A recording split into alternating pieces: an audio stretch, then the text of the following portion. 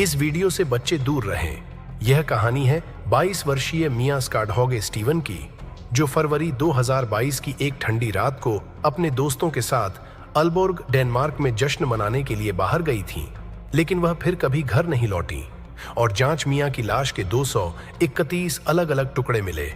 एक उज्जवल भविष्य की ओर अग्रसर मिया की कहानी ने पूरे देश को हिलाकर रख दिया।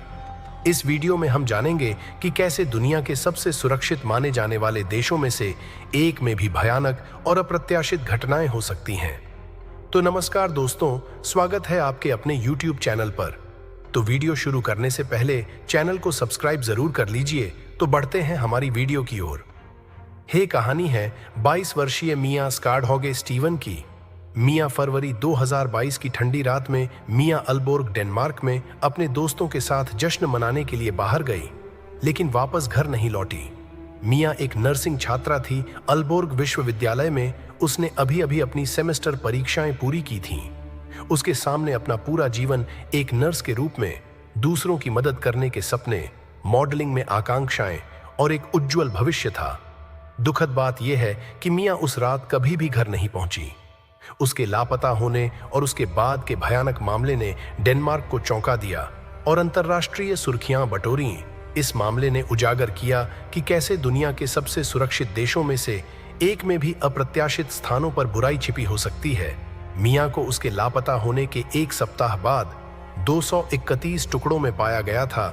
यह मिया स्काडहॉगे स्टीवन की उग्र कहानी है। शनिवार 5 फरवरी 2022 को मिया काले कपड़े पहनकर दोस्तों के साथ बाहर जाने के लिए तैयार हुई और काले और सफेद स्नीकर्स के साथ समूह ने अल्बोर्ग में अलग अलग बार और क्लबों के बीच जाकर शाम बिताई। दोस्तों के अनुसार मिया हाई स्पिरिट्स में डांस कर रही थी और रविवार की सुबह लगभग 6 बजे जब क्लब बंद हो रहे थे तो मिया के दोस्तों ने उसे देखा। ऐसा लग रहा था कि वे नशे में हैं। उन्होंने उसे घर तक ले जाने की पेशकश की, लेकिन उसने यह कहते हुए मना कर दिया कि नहीं जाएगी। फुटेज में मिया सुबह 6:09 पर एक बस स्टॉप पर अकेली खड़ी थी, नाइट क्लब से सिर्फ 300 मीटर की दूरी पर।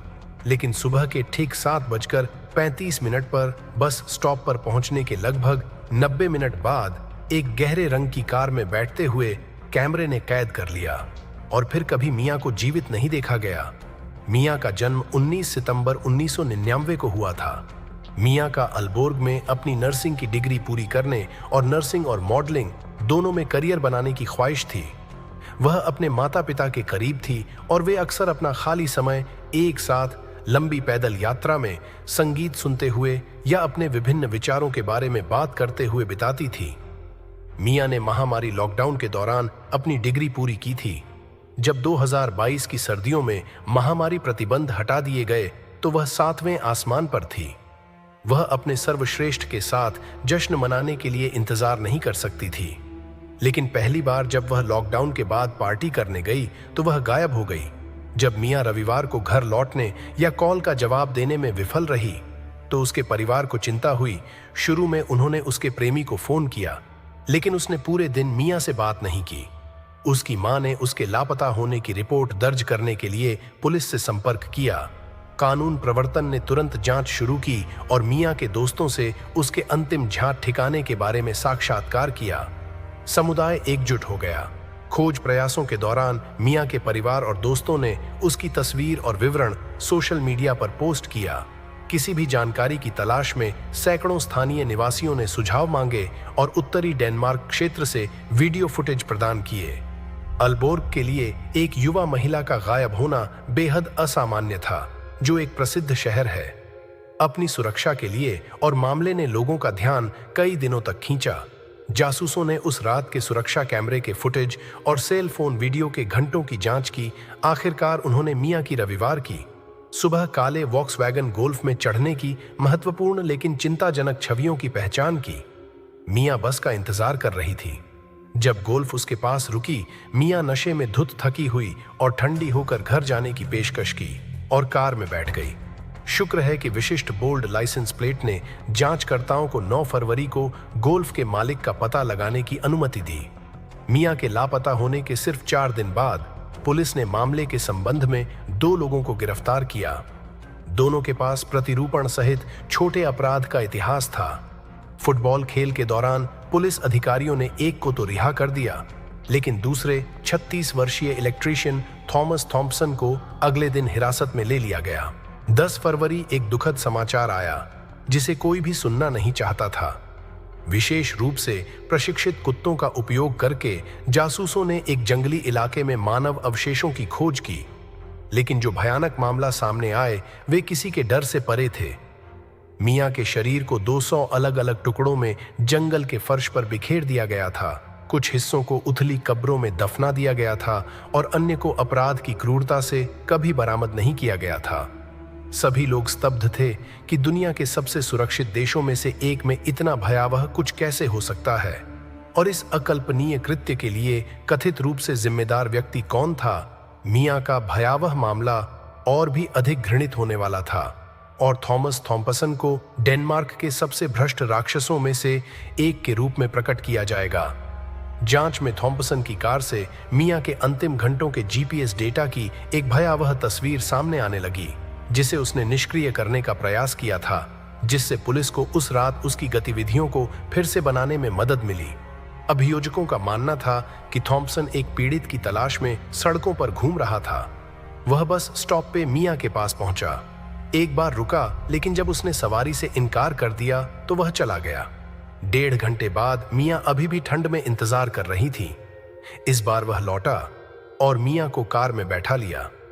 थॉम्पसन ने शहर के बाहर एक जंगली इलाके की तरफ गाड़ी मोड़ दी। जीपीएस से पता चला कि कार कई बार रुकी और अभियोजकों ने तर्क दिया कि इससे संकेत मिलता है कि मियां ने थॉम्पसन के कार से भागने की कोशिश की। हर बार उसका पीछा करते हुए उन जंगलों में वास्तव में क्या हुआ? थॉम्पसन ने मियां के शरीर को छिपाने के व्यापक प्रयास में लगा दिया। उसने मियां के शरीर को अपने घर पर रखा और रसायनों का उपयोग करके उसे घोलने की कोशिश की। जब वह विफल रहा तो उसने इलेक्ट्रिक आरी से अवशेषों को टुकड़े टुकड़े कर दिया। अन्य को उसने रसोई के चाकू और कैंची से काट दिया। उसने कुछ हिस्सों को जंगल में बिखेर दिया और सबूतों को नष्ट करने के लिए मियां और उसके कपड़े जलाते हुए अन्य लोगों के शौचालय में बहा दिया और जला दिया। थॉम्पसन ने स्वीकार किया कि उसने मियां को एक सवारी दी, लेकिन दावा किया कि उसकी मौत आकस्मिक थी। उन्होंने कहा कि मियां इश्कबाजी कर रही थी और ड्राइव पर जाने के लिए तैयार हो गई, लेकिन तभी उस पर किसी तरह का हमला हुआ और वह गिरकर गंभीर रूप से घायल हो गई। इसलिए मैं उसे हैमर बेकर के पास एक जंगल में ले गया। मैंने खुद को यहाँ एक सैनिक के रूप में प्रशिक्षित किया था।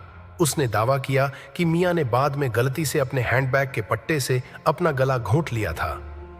थॉम्पसन ने जोर देकर कहा कि वह मियां की कथित आकस्मिक मौत के बाद घबरा गया था और मदद के लिए फोन करने के बजाय उसके शरीर को ठिकाने लगाने का गलत निर्णय लिया।